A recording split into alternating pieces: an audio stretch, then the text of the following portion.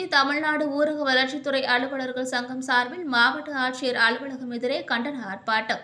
தமிழக அரசு 2024-25 ஆண்டிற்குள் 1 லட்சம் வீடுகளை கட்டி முடிக்கும் கலைஞர் கனவு இல்ல திட்டம் என்ற திட்டத்தினை அறிவித்துள்ளது. மேலும் ஊரக பகுதிகளில் 2001ஆம் ஆண்டுக்கு முன்பு கட்டப்பட்ட சாய்தள வீடுகள் மற்றும் ஓட்டு வீடு பழுது நீக்கும் திட்டத்தையும் அறிவித்துள்ளது. போதிய ஊழியர் கட்டமைப்பு வசதிகள் இல்லாத காரணத்தினால் இத்திட்டத்தை செயல்படுத்த ஊரக வளர்ச்சித்துறை அலுவலர்களால் முடியவில்லை. எனவே இந்த திட்டங்களுக்கு போதுமான ஊழியர் கட்டமைப்பு வசதிகளை ஏற்படுத்த வேண்டும். தமிழ்நாடு திட்ட பயனாளிகளை தேர்வு செய்வது குறித்தான திருத்தப்பட்ட வழிகாட்டு நெறிமுறைகளை வெளியிட வேண்டும்.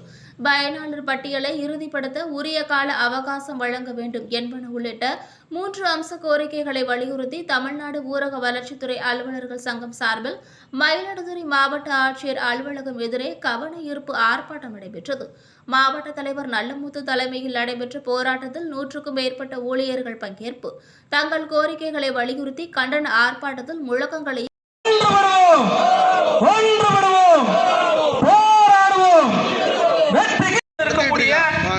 மாவட்ட தலைநகரங்களில் இந்த கண்டன ஆர்ப்பாட்டம் என்பது நடைபெற்ற ஆர்ப்பாட்டத்திற்கு சங்கத்தினுடைய மாவட்ட தலைவர் அருமை தோழர் சி. நல்லமுத்து அவர்களை தலைமையேற்று நடத்தி தருமாறு கேட்டுக்கொள்கிறேன்.